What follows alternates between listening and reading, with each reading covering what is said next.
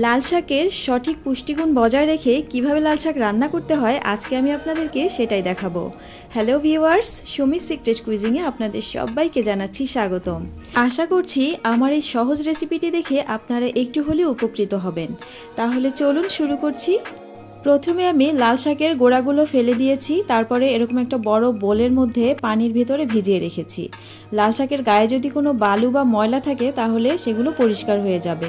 আমরা এরকম 2-3 বার করে শাকটাকে খুব ভালোভাবে ধুয়ে এরকম একটা জালির মধ্যে রেখে দিব পানিটা ঝরে যাওয়ার জন্য। তারপরে আমাদের পছন্দ মতো সাইজে কেটে নিব। তো আমি চুলাতে একটি প্যান বসিয়ে দিয়েছি আর এর ভেতরে দিয়ে দিয়েছি রান্নার রেগুলার তেল।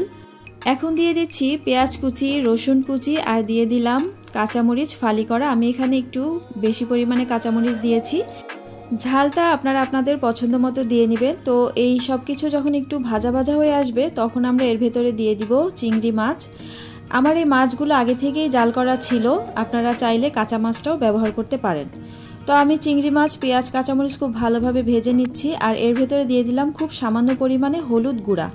আমি যেহেতু লাল শাকটা আজকে একটু ঝোলঝোল রান্না করব, যার জন্য এতে আমি একটু হলুদ গুঁড়া দিয়েছি, আর ভাজি করলে এতে আমি হলুদ গুঁড়া ব্যবহার করি না। তো আমার সব মশলা খুব সুন্দরভাবে ভাজা হয়ে গিয়েছে। এখন আমি এর ভেতরে দিয়ে দিব আমার সেই লাল শাকগুলো। তো আমি লাল শাকগুলো এরকম সাইজ করে কেটে নিয়েছি।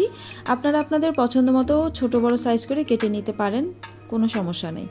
এখন আমি এর ওপরে দিয়ে দিচ্ছি সামান্য পরিমাণে লবণ, কারণ আমার এই লাল শাকগুলো খুবই ফ্রেশ, একদম তাজা, আর এগুলো দেখবেন 1-2 মিনিটের মধ্যে একদম কমে যাবে। তো সেই ক্ষেত্রে লবণটা আমরা কম পরিমাণেই ব্যবহার করব, লাগলে পরে দেয়া যাবে।